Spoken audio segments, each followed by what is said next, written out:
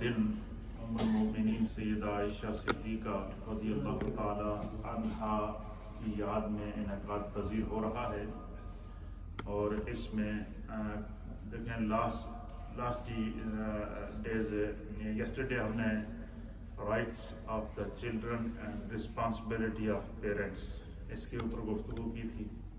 आज चूँकि हज़रत आयशा सिद्दीक़ा रज़ियल्लाहु ताला अन्हा का यौम है और आप नबी अकरम सल्लल्लाहु ताला अलैहि वसल्लम की वाइफ हैं, ज़ोजा हैं और तमाम मोमिनों की माँ हैं, तो इसके ऊपर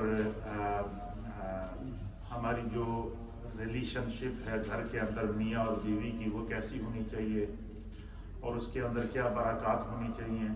और बिलख़ुसूस हमारे यहाँ अक्सर ये तकाज़ा होता है कि नौजवान बच्चे वो ज़रा इस बात को ज़रूर सोचें कि जिनके वालिदैन ने, जिनके माँ बाप ने उनकी परवरिश की है और इस हद तक परवरिश की है कि अल्लाह ताला कुरान में जहाँ पर पेरेंट्स को चिल्ड्रन की रिस्पॉन्सिबिलिटी बताई है वहाँ पर बच्चों को बताई है कि अपने माँ बाप के सामने उफ़िम वला तनहरहुमा, उनको उनके सामने उफ़ भी ना करो, उनके सामने झिड़को भी नहीं, क्योंकि कोई भी माँ बाप वो अपनी औलाद के ख़िलाफ़ कभी नहीं हो सकते। और कोई भी माँ बाप रूए ज़मीन के माँ बाप जो हैं, चाहे उनका ताल्लुक़ किसी भी नस्ल से हो, लेकिन अल्लाह ताला ने माँ बाप के अंदर एक ऐसा जज्बा रखा है, एक ऐसी मोहब्बत रखी है। इसको मोहब्बत, बाप की मोहब्बत को मोहब्बत पिदरी कहते हैं और माँ की मोहब्बत को मोहब्बत जो है वो माँ कहते हैं, ममता की मोहब्बत कहते हैं। तो माँ बाप की अपने बच्चों के लिए जो मोहब्बत होती है ये जो है वो बिल्कुल अनकंडीशनल होती है। और माँ बाप की अपने बच्चों के लिए जो मोहब्बत और जो सोच होती है, कभी भी कोई भी माँ बाप अपने बच्चों के बारे में बुरा नहीं सोचते, ये बात ज़हन में रखिए। और वो माँ बाप जो अपने बच्चों को परवरिश करें, उनको पालें, उनको जो है वो जवान करें और फिर पता चला जी शाम को बच्चा घर एक लड़की लेकर आ गया, जी मैं तो शादी कर छोड़ी, माँ बाप को पता ही नहीं। यहाँ से फिर क्या होते हैं, माशरे बिगड़ जाते हैं। जिस तरीके से ये बताया गया कि अगर किसी को कोई लड़की पसंद है या कोई चाहता है कि मैं फ़लाँ जगह से शादी करूं, तो वो सबसे पहले अपने माँ बाप को एतमाद में ले, अपने माँ बाप से बात करे। फिर इसी तरीके से वालिदैन को चाहिए कि वो पहले देख लेंगे, अगर वो उसके हक़ में बेहतर है तो फिर बामी मशावरत से, कंसेंस से घरों के मामलात जब चलेंगे तो आगे लाइफ भी चलेगी, वरना लाइफ के अंदर फुल स्टॉप आ जाता है। बड़े बड़े इसमें मुश्किलात आई हैं, मसाइब आई हैं। हमारे लिए जो एग्जाम्पल है वो नबी पाक सल्लल्लाहु अलैहि वसल्लम की ज़िंदगी है। हुज़ूर अरेंज मैरिज या कंसेंसस के साथ जो मैरिज होती है उसमें अल्लाह ने बड़ी बरकतें रखी है। आज हम जिस अजीम शख्सियत का जिक्र कर रहे हैं, उम्मुल मोमिनीन सैयदा आयशा सिद्दीक़ा रज़ियल्लाहु ताला अन्हा, इनकी शादी और नबी पाक सल्लल्लाहु अलैहि वसल्लम के साथ जो इनकी शादी हुई है ये अरेंज मैरिज थी और इसका इंतखाब खुदा की तरफ से हुआ। किसकी तरफ से हुआ था? अल्लाह की तरफ से। मेरे सामने हदीस पाक है, इसको इमाम बुखारी रहमतुल्लाह अलैह ने सही बुखारी में नकल किया और हज़रत अनस बिन मालिक, हज़रत आयशा सिद्दीक़ा रज़ियल्लाहु ताला अन्हा खुद इसकी राविया है। सैयदा आयशा सिद्दीक़ा कहती है कि मुझे नबी अकरम सल्लल्लाहु ताला अलैहि वसल्लम ने मुझसे इरशाद फरमाया कि आयशा मैं तुम्हें बताऊं कि तुम मेरे निकाह में कैसे आई हो। मैंने तुम्हारा इंतखाब अपनी बीवी के तौर पर, अपनी वाइफ के तौर पर मैंने तुम्हारा इंतखाब कैसे किया है। तो इससे पहले नबी पाक सल्लल्लाहु अलैहि वसल्लम ने जितनी शादियाँ की थी वो या तो मुतल्लका ख़वातीन थी या बेवा ख़वातीन थी। उसकी भी एक वजह है, एक रीज़न है। रीज़न ये है कि अरब के माशरे के अंदर जो औरत बेवा हो जाती या जिस औरत को तलाक हो जाती उसको बुरा समझा जाता था, उसको रिस्पेक्ट नहीं दी जाती थी। तो नबी अकरम सल्लल्लाहु ताला अलैहि वसल्लम चूँकि रहमत लिल आलमीन हैं, कायनात में हर शख्स के लिए रहमत हैं اور یہ وہ رسم تھی جو کفار کی طرف سے، مشرکین کی طرف سے عرب کے اندر ایک معاشرے کے طور پر ایک بری بیڈ ایک رسم کے طور پر مشہور تھی کہ کوئی عورت فوت ہو جائے، کسی عورت کا شوہر فوت ہو جائے. آج بھی جو ہے نا بعض مذاہب کے اندر، بعض جیسے ہندوستان کے اندر بعض ایسے مذاہب ہیں، ہندوؤں کے اندر بھی کئی قسم کے مذاہب ہیں، اس میں باقاعدہ یہ بھی کہا جاتا ہے کہ کسی عورت کا جو ہے وہ شوہر فوت ہو جائے تو وہ گھر میں بیٹھی رہے گی، وہ کسی شادی میں نہیں جا سکتی، کسی تقریب میں نہیں جا سکتی. تو اس طرح کی وہ رسومات جاہلانہ قسم کی آج کے معاشرے کے اندر بھی پائی جاتی ہے. تو نبی اکرم صلی اللہ علیہ وسلم کے دور کے اندر کفار اور مشرکین کسی عورت کا شوہر فوت ہو جائے یا کسی کو طلاق ہو جائے تو اس کو برا سمجھا جاتا تھا. تو نبی پاک صلی اللہ علیہ وسلم نے سب سے پہلے ام المومنین سیدہ عائشہ سیدہ خدیجہ الکبریٰ رضی اللہ تعالیٰ عنہا سے نکاح فرمایا. تو حضرت خدیجہ الکبریٰ کی حضور علیہ الصلوۃ والسلام کے نکاح میں آنے سے پہلے آپ کے 2 شوہر تھے، فوت ہو چکے تھے. آپ کے تیسرے حضور علیہ الصلوۃ والسلام آپ کے شوہر تیسرے نمبر پر آپ نبی پاک صلی اللہ علیہ وسلم کے جو ہے آپ کا تیسرا نکاح تھا حضرت خدیجہ الکبریٰ کا. تو سرکار دو عالم صلی اللہ علیہ وسلم نے پھر اسی طریقے سے حضور نے متعلقہ خواتین سے شادی کی ہے، اور اسی طریقے سے حضور علیہ الصلوۃ والسلام کی تمام ازواج مطہرات امہات المؤمنین کے اندر کوئی بھی ایسی بیوی نہیں تھی کہ جو کنواری ہو. مثلاً یہ اگر یہ دیکھیں نبی پاک کی زندگی کو اللہ نے ایگزامپل بنایا ہے. اگر کوئی بندہ بیوہ عورت سے شادی کرنا اس کو باعث عار سمجھتا تو اب نبی پاک صلی اللہ علیہ وسلم نے جو ہے وہ سیدہ خدیجہ الکبریٰ سے شادی کر کے، دیگر ازواج مطہرات سے شادی کر کے ایگزامپل قائم کر دیا اور سنت کو قائم کر دیا. متعلقہ عورت سے شادی کرنا اس کو بھی سنت بنا دیا. اسی طریقے سے یہ بھی سنت، یہ بھی ضروری تھا کہ کنواری جو بچیاں گھروں میں موجود ہوں ان کے لیے جو ہے وہ اچھے سے اچھے رشتے آئے. اس کو بھی نبی پاک صلی اللہ علیہ وسلم نے سنت بنایا. اور یہ سنت کیسے ہوا؟ حضور علیہ الصلوۃ والسلام خود ام المومنین سیدہ عائشہ صدیقہ رضی اللہ تعالیٰ عنہ بیان کرتی ہیں، اس کو امام بخاری نے نقل کیا ہے کہ نبی اکرم صلی اللہ علیہ وسلم نے فرمایا کہ مجھے 3 راتیں لگاتار خواب میں دکھایا گیا. 3 راتیں لگاتار خواب میں حضور فرماتے ہیں کہ میں نے حضرت عائشہ کو دیکھا. اس سے پہلے سرکار فرماتے ہیں کہ میں نے عائشہ کو نہیں دیکھا ہوا تھا. تو 3 راتیں مسلسل اللہ تعالیٰ خواب میں مجھے عائشہ دکھاتے رہے. ایک خواب دکھائی گئی، اس میں میں ایک لڑکی کو دیکھتا تھا، بڑی خوبصورت بچی تھی، نوجوان تھی، اور وہ 3 راتیں مجھے اس کا چہرہ دکھایا گیا. 3 راتوں کے بعد نبی پاک صلی اللہ تعالیٰ علیہ وسلم فرماتے ہیں کہ میرے پاس جبریل آئے. کیا آئے؟ جبریل آئے. تو حضور نے فرمایا کہ جبریل نے ریشم کے کپڑے کے اندر ایک تصویر رکھی ہوئی تھی. ریشم کے کپڑے کے اندر تصویر رکھی تھی جو جنت سے لے کر آئی تھی. تصویر جبریل علیہ السلام. تو فرمایا کہ ایک ریشم کے کپڑے میں حضور نے فرمایا کہ حضرت عائشہ فرماتی ہے کہ حضور نے مجھ سے فرمایا کہ میرے پاس فرشتہ آیا اور ریشم کے کپڑے میں تمہاری تصویر لے کر آیا، اور وہ یہ کہتا تھا کہ یا رسول اللہ آپ اس کو دیکھ لیں، اللہ تعالیٰ نے اس کا انتخاب آپ کے لیے کیا ہے. ام المومنین سیدہ عائشہ صدیقہ رضی اللہ تعالیٰ عنہا تمام ازواج مطہرات پر فخر کیا کرتی تھی. آپ کہتے ہیں لوگوں کے رشتے انہوں نے ماں پیو لے کے آتے ہیں، خاندان والے لے کے آتے ہیں، مجھے اس بات پر فخر ہے کہ میرا رشتہ میرا رب نبی کے پاس لے کر آئے. مجھے بتائیں اس سے بڑا کوئی اعزاز ہوگا؟ ذرا تصور میں جا کر سوچے نا. کہنا تو آسان ہے، تصور میں سوچے. حضور علیہ الصلوۃ والسلام فرماتے ہیں کہ جب وہ ریشم کے کپڑے میں تصویر لے کر فرشتہ میرے پاس آیا اور پھر مجھے بتایا گیا کہ یہ آپ کی زوجہ ہوں گی، اور پھر مجھے القاء کیا گیا، میرے دل میں ڈالا گیا کہ یہ جو تصویر ہے یہ تو صدیق اکبر کی بیٹی کی ہے. پھر نبی پاک صلی اللہ علیہ وسلم نے جو ہے وہ ان کو پیغام نکاح بھیجا اور انہوں نے لبیک کہا.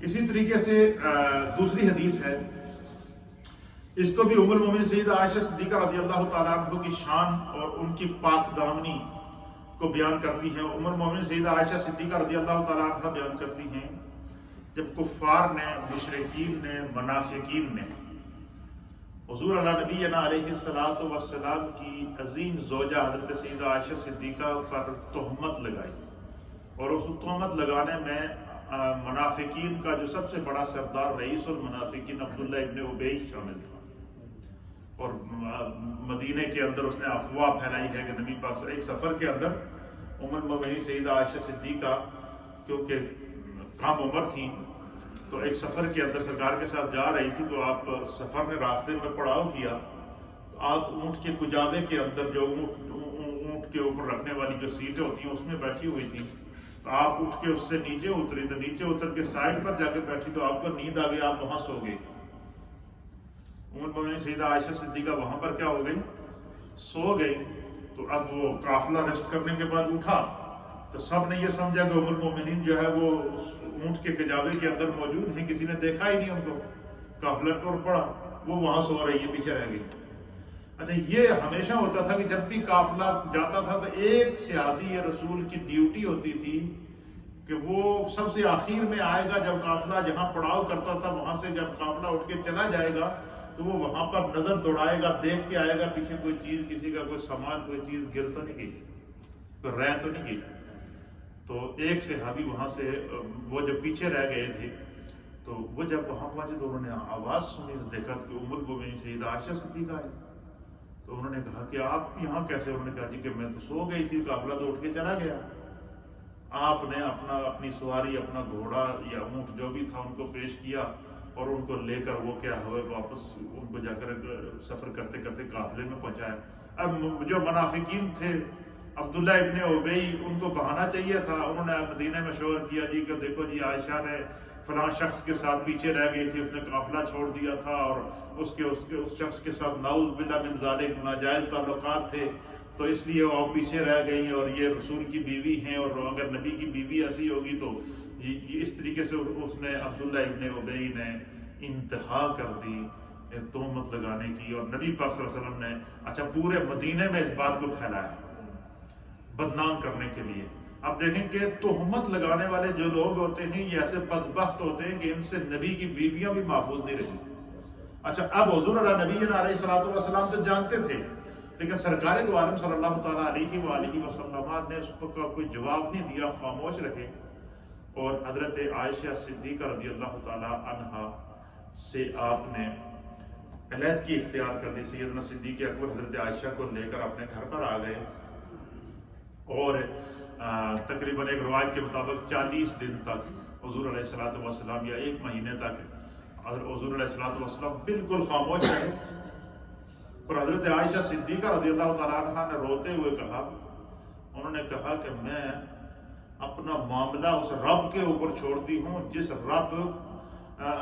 رب نے میرا انتخاب مصطفیٰ کریم صلی اللہ تعالیٰ علیہ وسلم کے لیے کیا، تو میں اگر بے گناہ ہوں تو میں اس وقت تک رسول اللہ صلی اللہ علیہ وسلم کے پاس نہیں آؤں گی جب تک کہ میری برات میرا رب نہیں بیان کرے۔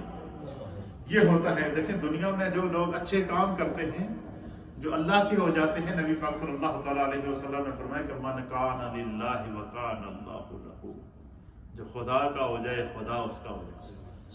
پھر اللہ تعالیٰ نے تقریباً 1 مہینہ گزرنے کے بعد جب وہ سارے اپنے پروپیگنڈے کر چکے، جو کچھ ان نے منافقین نے مغلظات بکنے تھے وہ بک چکے، اور جو حضور علیہ السلام کو اذیتیں پہنچانی تھی وہ پہنچا چکے، اب اللہ کی طرف سے وحی نازل ہوئی، اور اللہ تعالیٰ نے سورہ نور کی پہلی 12 سے 11 آیات، سورہ نور کی کتنی آیات ہیں؟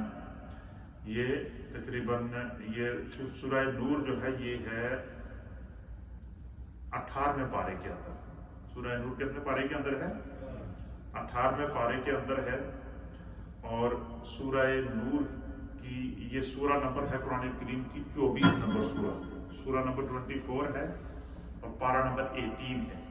اس کی ابتدائی 10 آیات یا 11 آیات وہ ہیں جو اللہ تعالیٰ نے وحی کے ذریعے ام المومنین سیدہ عائشہ صدیقہ کی پاک دامنی کو بیان کیا، یعنی حضرت ام المومنین سیدہ عائشہ صدیقہ کی مرتبے، مقام اور عظمت کا اندازہ لگائیں کہ حضور علیہ الصلوۃ والسلام کے نکاح میں لانے سے پہلے اللہ نے ان کی تصویر جنت سے بھیجوائی، اللہ نے وحی کے ذریعے میرے مصطفیٰ کو القاء کیا، اللہ نے میرے مصطفیٰ کریم کو فرشتے کے ذریعے پیغام بھجوایا کہ اللہ چاہتا ہے کہ آپ عائشہ سے نکاح کریں۔ تو حضرت سیدہ عائشہ صدیقہ رضی اللہ تعالی عنہ کا جو رشتہ تھا یہ خدا کی طرف سے مصطفیٰ کریم کو بھیجا گیا تھا۔ تو گویا حضرت عائشہ صدیقہ رضی اللہ تعالی عنہ یہ انتخاب رب کریم تھی مصطفیٰ کریم صلی اللہ علیہ وسلم۔ اور یہی وجہ ہے کہ ام المؤمنین سیدہ عائشہ صدیقہ فرمایا کرتی تھی کہ اللہ نے جو اعزاز مجھے اور مریم کو عطا فرمایا وہ کسی اور کو عطا نہیں کیا۔ آگے میں بیان کروں گا، حدیث کے اندر آپ کا ایمان تازہ ہو جائے گا۔ حضرت عائشہ فخر کے ساتھ اپنے مرتبے اپنے مقام کو خود بیان کیا کرتی تھی، اور وہ کیا ہے وہ سماعت فرمائیں، آپ کا ایمان تازہ ہو جائے گا۔ یہ حدیث ہے، اس حدیث کو الطبقات الکبریٰ کے اندر یہ حدیث موجود ہے، تاریخ دمشق میں علامہ ابن عساکر نے اس کو نقل کیا ہے، اسی طریقے سے الاصابہ کے اندر یہ حدیث موجود ہے، اسد الغابہ کے اندر یہ حدیث موجود ہے، الاستیعاب کے اندر جلد نمبر 4 کی اور صفحہ نمبر 439 پر یہ حدیث موجود ہے، اور اس حدیث کی راویہ خود ام المؤمنین سیدہ عائشہ صدیقہ۔ آپ کیا بیان کرتی ہیں؟ آپ فرماتی ہیں کہ اللہ تعالیٰ نے مجھے 7 ایسی صفات عطا فرمائی ہیں۔ ام المؤمنین ایسی دیکھیں ہماری مائیں ہیں، ایسی وہ امہات المؤمنین ہیں کہ خدا نے ان کو کیسی عزت کیسی پاک دامنی عطا فرمائی تھی۔ آپ فرماتی ہیں کہ اللہ تعالیٰ نے مجھے 7 ایسی صفات عطا فرمائی ہیں جو حضرت مریم بنت عمران کے سوائے دنیا میں کسی عورت کو عطا نہیں تھی۔ حضرت مریم کون تھی؟ حضرت عیسیٰ علیہ السلام کی والدہ ماجدہ۔ تو ام المؤمنین سیدہ عائشہ صدیقہ کہتی کہ اللہ تعالیٰ نے 7 مینوں ایسی خصوصیات عطا کی ہیں، 7 ایسے کمالات اللہ نے مجھے عطا کیے ہیں، 7 ایسی عظمتیں اللہ نے مجھے عطا کی ہیں جو حضرت مریم اور میرے سوا دنیا میں کسی اور عورت کے حصے میں آئی ہی نہیں ہے۔ کتنا بڑا اعزاز ہے۔ پھر انہوں نے ان 7 چیزوں کو بیان کیا۔ یہ 7 چیزیں میں آج آپ کے سامنے بیان کر دیتا ہوں۔ جتنی ہماری مائیں بہنیں گھروں میں مجھے سن رہی ہیں ان کو غور سے سنیے گا کہ دیکھیں اگر پاک دامن عورت ہو تو اس کی عظمت کی گواہی خدا دیتا ہے، اس کی عزت اللہ رکھتا ہے۔ جو عزت دار خاتون کسی کے گھر میں موجود ہو، ماں کی صورت میں موجود ہو، بیوی کی صورت میں موجود ہو، بیٹی کی صورت میں موجود ہو، جو اپنی اور اپنے گھر کی اور اپنے شوہر کی عزت کی حفاظت کرتی ہے، خدا اس کی حفاظت کرتا ہے، اور وہ اللہ کی پروٹیکشن کے اندر آ جاتی ہے، اور اس کی مثال ہمارے سامنے سیدہ عائشہ صدیقہ کی زندگی ہے۔ کیا ہے؟ آپ فرماتی ہیں کہ اللہ تعالیٰ نے 7 ایسی صفات اور کمالات عطا کیے ہیں جو مریم حضرت مریم کے علاوہ کسی اور دنیا کی عورت کے حصے میں نہیں آئی۔ آپ فرماتی ہیں کہ سب سے پہلی صفات کیا جو اللہ نے مجھے عطا فرمائی ہے جو کسی روئے زمین کی عورت کے حصے میں نہ آئی؟ کہتی ہیں کہ فرشتہ میری تصویر لے کر اللہ کی طرف سے نبی پاک کی بارگاہ میں نازل ہوا۔ یہ پہلی اللہ تعالیٰ نے مجھ پر کرم کیا کہ میری تصویر جنت سے فرشتہ لے کر آیا۔ تو اسی طریقے سے ایک بات اور بھی ثابت ہوئی کہ مثلا جیسے ہمارے یہاں بعض لوگ رشتہ کرتے ہیں، جیسے ہم یہاں یو کے میں رہتے ہیں، ہم اپنے کسی بچے کا رشتہ پاکستان میں یا اپنے خاندان سے کریں تو ہم لڑکی کی یا لڑکے کی تصویر منگاتے ہیں، تو وہ اگر اس تصویر کو دیکھنے کے لیے ماں باپ یا لڑکا یا لڑکی اس کو دیکھنے کے لیے اگر وہ وہاں ایک ملک کے اندر نہیں ہے تو اس کو دیکھنے کے لیے وہ کوئی تصویر وغیرہ منگائیں تو اس کی جواز کی صورت موجود ہے، اور اس کے لیے یہ حدیث اس کی اثر ہے۔ آپ فرماتی ہیں کہ پہلی خصوصیت کیا ہے کہ میری تصویر فرشتہ جنت سے لے کر نبی پاک کی بارگاہ میں، کہتی ہیں یہ وہ سعادت ہے۔ ام المؤمنین کہتی ہیں جو روئے زمین کی میرے علاوہ کسی عورت کے حصے میں نہیں ہے۔ دوسری چیز کیا کہتی ہیں؟ آپ فرماتے ہیں کہ کم عمری کے اندر، میری ابھی عمر پوری نہیں ہوئی تھی، 7 سے 9 سال کی میری عمر تھی، اللہ کی طرف سے انتخاب ہوا کہ اللہ چاہتا ہے کہ محبوب آپ عائشہ سے نکاح کریں۔ یہ خدا کا انتخاب ہے۔ حضور علیہ السلام نے یہ نہیں کہا کہ چھوٹی عمر میں چھوٹی ہے یا بچی ہے، تو حضور نے فرمایا میرا رب چاہتا ہے۔ آپ نے فرمایا اللہ یہ چاہتا ہے، فرشتے کی جانب سے یہ پیغام ہے کہ خدا چاہتا ہے کہ آپ عائشہ سے، لیکن آج کل جو لوگ کچھ ایسے بدبخت قسم کے لوگ ہیں جو اپنے آپ کو مسلمان کہتے ہیں اور وہ سیدہ عائشہ صدیقہ رضی اللہ تعالی عنہا کی طرف تہمت کے کلمات پڑھاتے ہیں، ان بدبختوں کو یہ معلوم ہونا چاہیے کہ سیدہ عائشہ نے اپنی مرضی سے حضور سے نکاح نہیں کیا، نہ رسول اللہ نے اپنی مرضی سے عائشہ سے نکاح کیا۔ ان دونوں کے رشتے اور نکاح کے درمیان یہ انتخاب خدا ہے۔ اللہ کا انتخاب ہے، خدا جسے چاہے جب چاہے اس کا انتخاب کر لے۔ اللہ نے حضرت عائشہ کہتی ہے کہ اللہ نے میری تصویر جنت سے بھیجی، تصویر بعد میں آئی، اس سے پہلے 3 دن تک حضور فرماتے ہیں اللہ خواب میں مجھے عائشہ کو دکھاتا رہا۔ کیا مقام ہے، کیا عزت ہے، کیا عظمت ہے۔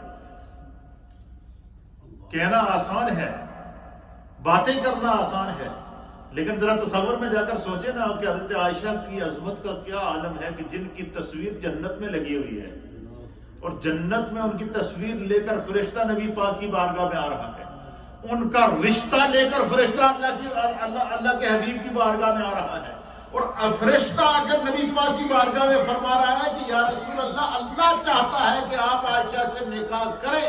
اور حضور نے یہ نہیں کہا کہ ان کی عمر چھوٹی ہے اور یہ کیسے، اچھا نہ ہی صدیق اکبر، دیکھیں والدین ہوتے ہیں نا، اب مجھے بتائیں کہ آپ کی یا میری کسی کی 8 سال کی 9 سال کی بچی ہو اور یا 7 سال کی بچی ہو، اور اس سے اگر کوئی کہے کہ آپ اپنی بچی کا نکاح رشتہ دیں، تو ہم اسے کہیں گے یار تم کیسے بندے ہو کہ بھائی چھوٹی بچی کا تم رشتہ مانگ رہے، یہ کیسے ممکن ہے؟ یہ ہم آپس میں باتیں کرتے ہیں یا نہیں کرتے ہیں؟ لیکن اب دیکھیے جب صدیق اکبر کو پتا چلا کہ اللہ چاہتا ہے کہ مصطفیٰ کا میری بیٹی سے نکاح ہو، تو حضرت صدیق اکبر کی زبان پر یہ نہیں آیا میری بیٹی چھوٹی بچی ہے، لیکن اللہ چاہتا ہے۔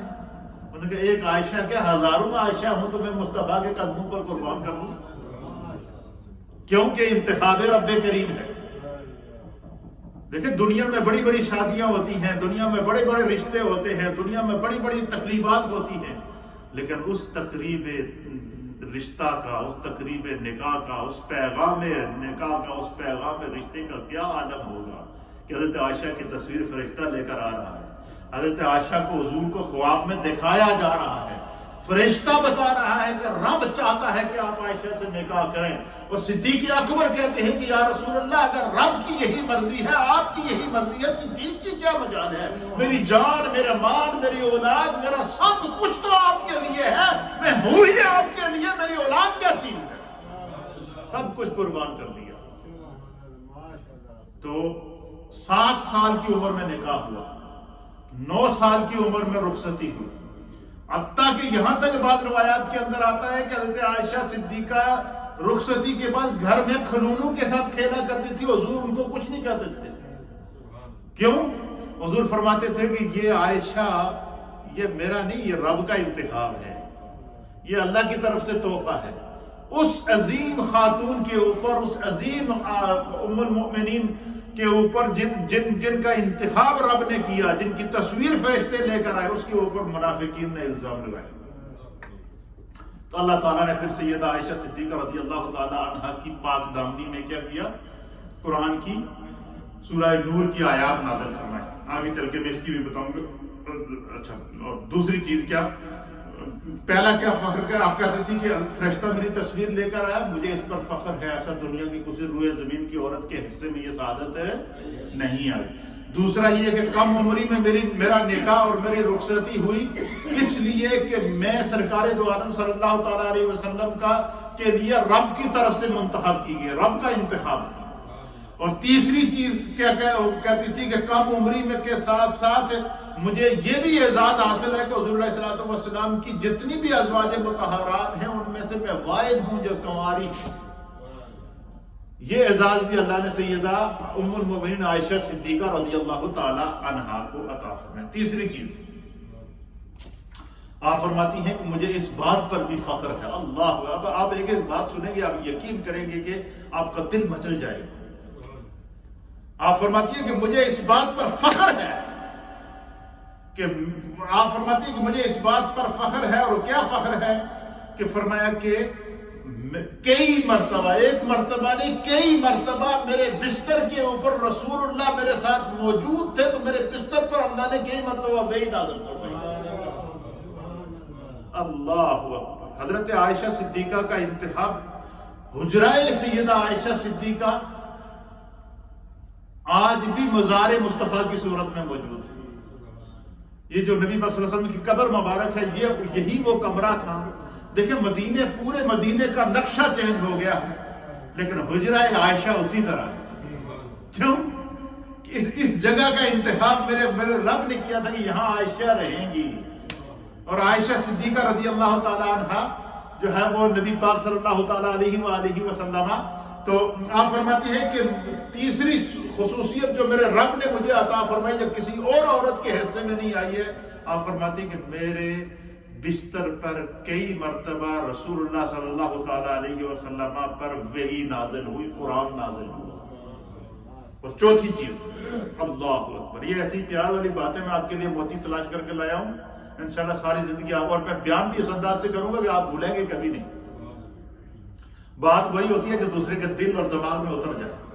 تو چوتھی چیز کیا کہتی ہیں؟ آپ فرماتی ہیں کہ چوتھی چیز جو سب سے زیادہ ہے میرے حصے میں آئی ہے، فرمایا کہ آپ فرماتی ہیں کہ میں سب لوگوں سے زیادہ نبی اکرم صلی اللہ تعالی علیہ وسلم کو محبوب تھی، اور میں آپ فرماتی ہیں کہ مجھے تمام ازواج مطہرات میں یہ شرف بھی حاصل ہے کہ حضور تمام بیویوں سے زیادہ مجھ سے محبت کرتے تھے، اور نہ صرف مجھ سے محبت کرتے تھے، حضور فرماتے ہیں کہتی ہے کہ حضور تمام ازواج میں سب سے زیادہ مجھ سے محبت کرتے، اور اپنے کموں پہ 1.25 لاکھ صحابہ میں سب سے زیادہ میرے باپ ابو بکر سے محبت کرتے۔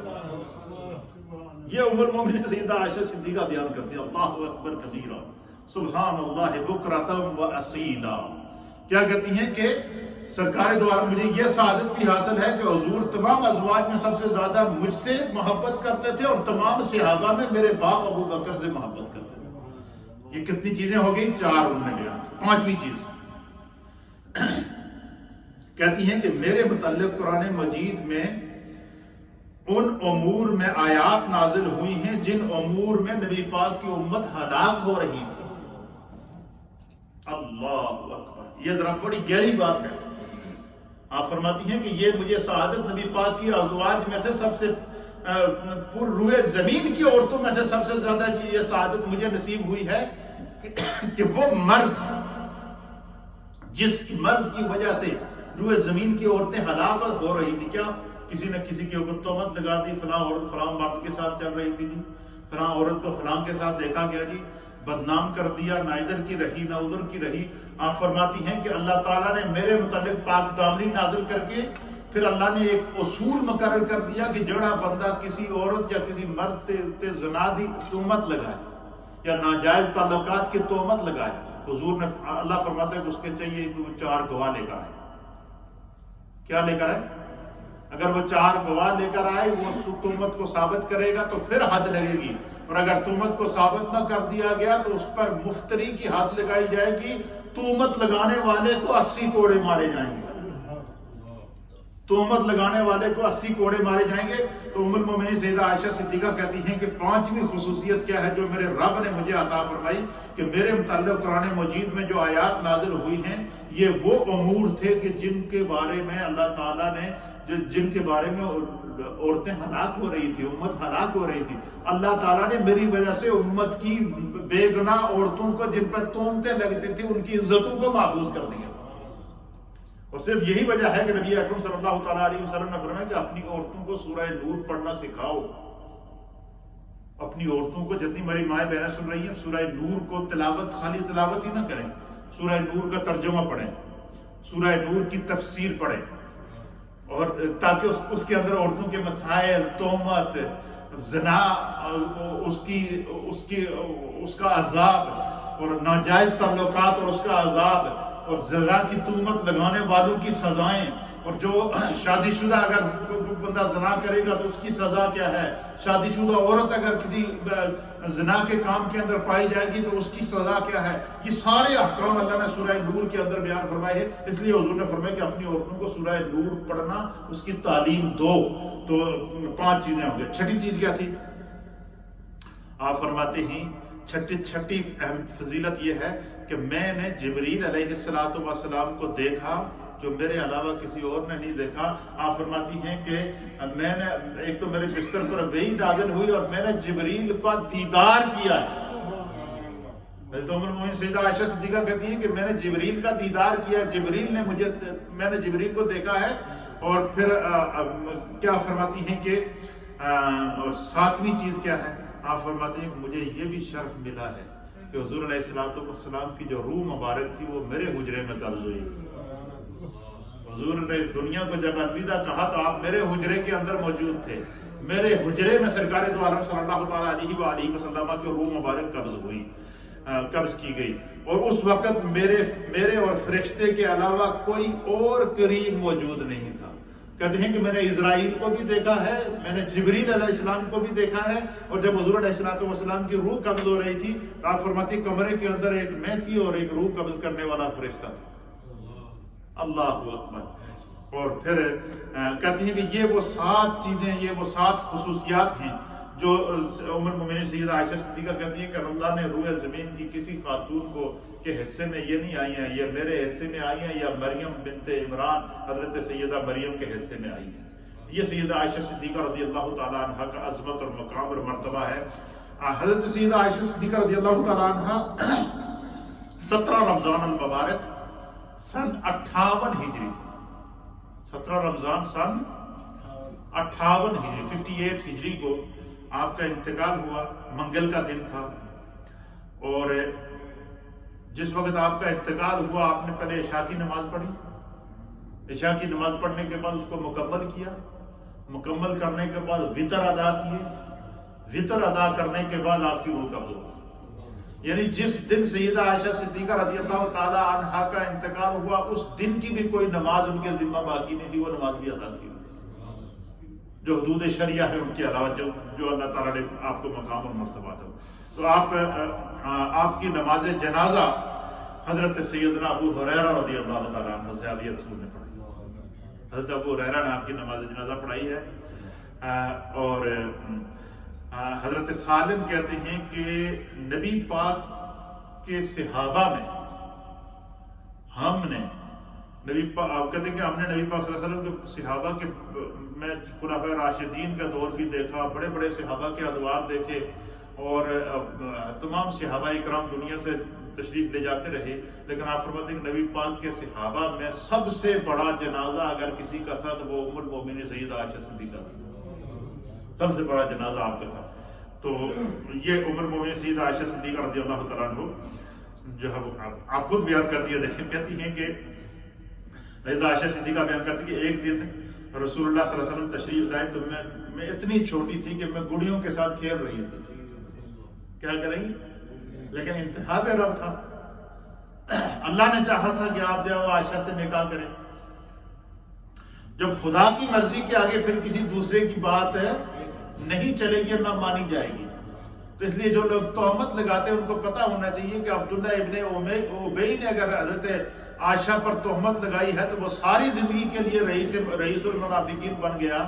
تو جو آج کے دور کے اندر اپنے آپ کو بڑے جو ہے وہ مذہبی رہنما اور لیڈر کہتے ہیں اور اپنے آپ کو ایک طبقے کا امام کہتے ہیں، اور وہ اگر سیدہ عائشہ صدیقہ کی شان میں گستاخی کریں گے تو یاد رکھیں کہ ان کا انجام وہی ہوگا جو عبداللہ ابن ابی کا ہوگا، وہ منافقین کے ساتھ اٹھائے جائیں گے، ان کا نبی کی امت سے کوئی تعلق نہیں ہے۔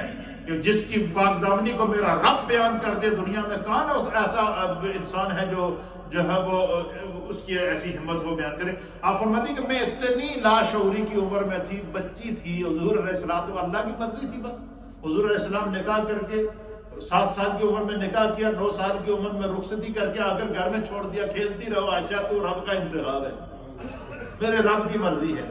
تو آپ کہتے ہیں ایک دفعہ حضور علیہ السلام تشریف لائے تو ام المؤمنین کہتی ہے کہ میں گڑیوں کے ساتھ کھیل رہی تھی، آپ نے پوچھا عائشہ یہ کیا ہے؟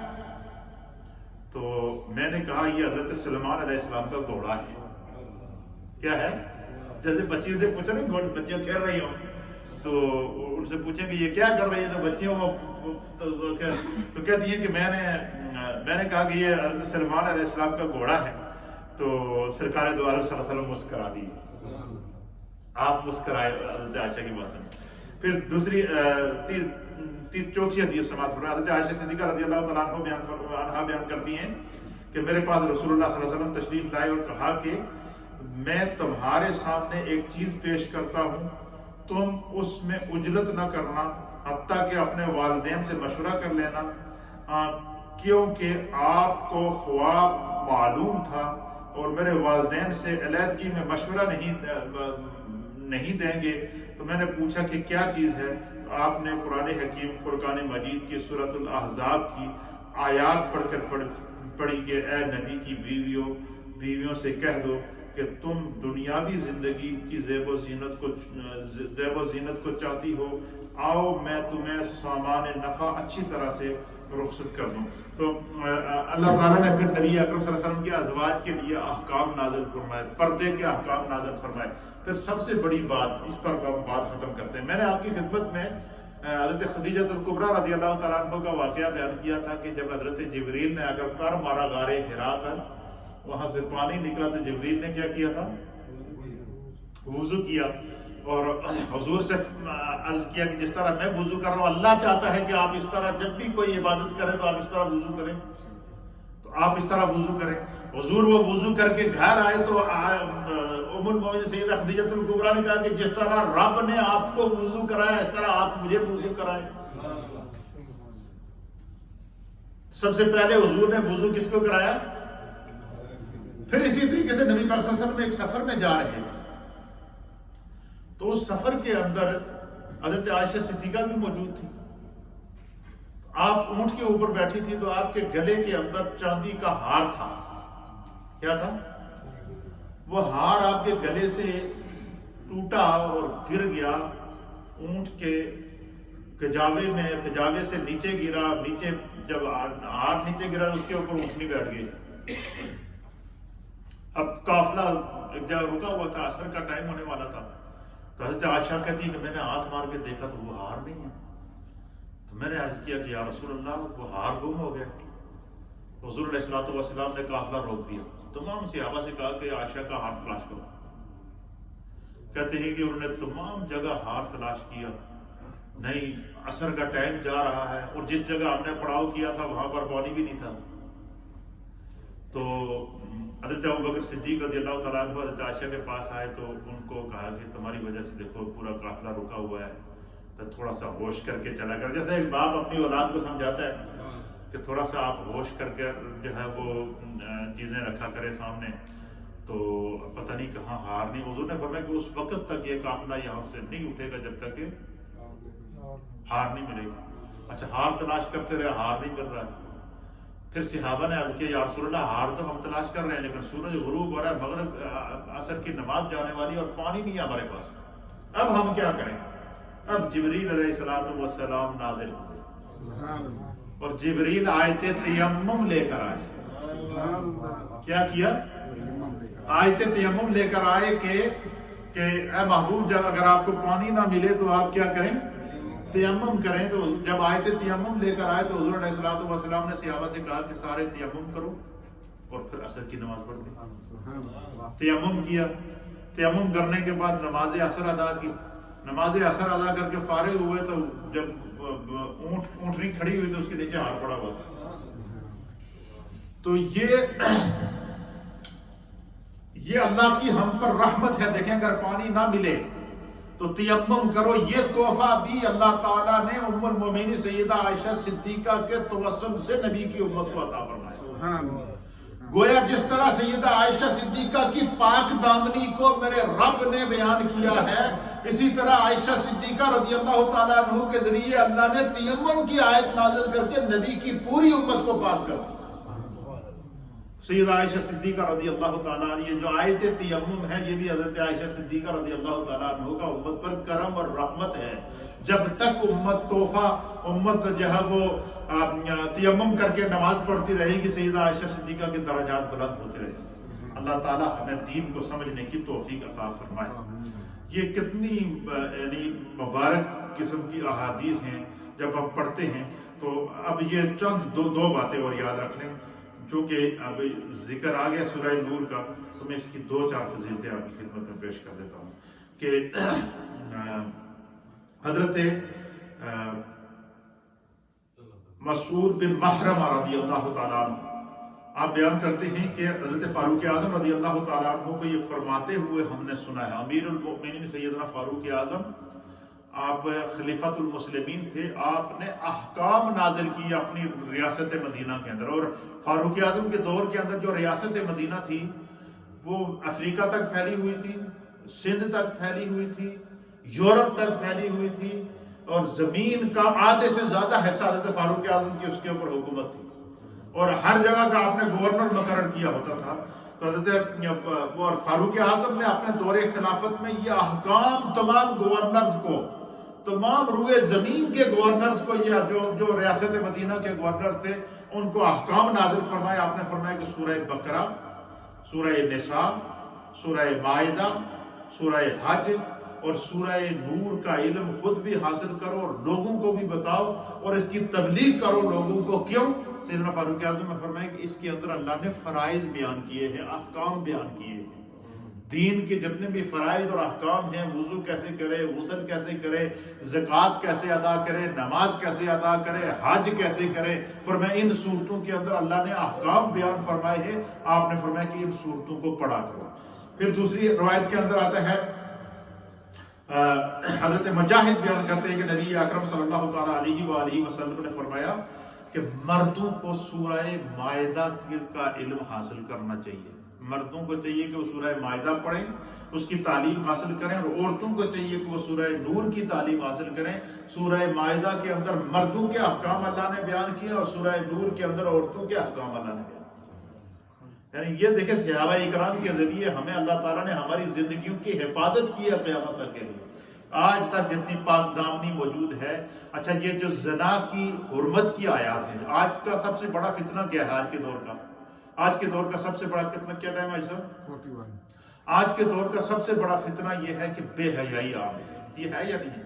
یہ بالکل میں کرنٹ ایشو پر گفتگو کر رہا ہوں. بے حیائی عام ہے, عریانی عام ہے, فحاشی عام ہے, قدم قدم پر گناہ کی دعوت دی جا رہی ہے. بندہ بچنا بھی چاہے تو جو ہے وہ شیطان اس کو اپنے حصار میں لے. اس سے بڑی کوئی آفت ہوگی؟ اس سے بڑی آفت کوئی ہوگی؟ تو آج کے دور کے اندر اچھا, اور اسی سے پھر زنا پروان چڑھتا ہے, اسی سے پھر ناجائز تعلقات پروان چڑھتے ہیں, اسی سے پھر ڈیٹنگ پروان چڑھتی ہے, اسی سے پھر لڑکے اور لڑکیاں خلوت میں جا کر تنہائی میں بغیر نکاح کے ملتے ہیں, اور پھر جو ہے وہ گناہ کی زندگی گزارتے ہیں. تو سورہ نور کے اندر اللہ تعالیٰ نے زنا کی حرمت کو نازل کیا. کیا ہے؟ زنا کی حرمت کو نازل کیا ہے, بے حیائی سے بچنے کی حرمت کو نازل کیا ہے, عریانی سے بچنے کی حرمت کو نازل کیا, فحاشی سے بچنے کی حرمت کو نازل کیا ہے, اپنے دامن کو پاک دامنی کے اندر بچا کے رکھنے کی حرمت کو بیان فرمایا ہے. تو پتہ چلا کہ مردوں اور عورتوں کی زندگی زنا سے, برے کاموں سے, بے حیائی سے, عریانی سے جو آج تک جو بچتی چلی آ رہی ہے, یہ بھی صدقہ ہے سیدہ عائشہ صدیقہ رضی اللہ تعالیٰ عنہ. کیونکہ پہلی جو آیات نازل ہوئی ہے اللہ تعالیٰ نے ساتھیوں نبی کی حضرت عائشہ پر جو تہمت لگائی گئی تھی وہ زنا کی تہمت لگائی تھی منافقین نے. تو اللہ تعالیٰ نے زنا کی حرمت کو بیان کیا, اس کی سزاؤں کو بیان کیا, اور اس کے متعلق سارے احکامات کو بیان. تو قیامت تک کے لیے نبی پاک کی امت کو جو زنا کی اور اس طرح کی بے حیائی اور عریانی اور بری باتوں کی صحبت سے جو نبی پاک کی امت کی حفاظت ہوئی ہے, یہ بھی صدقہ ہے حضرت سیدہ عائشہ صدیقہ کی پاک دامنی کا.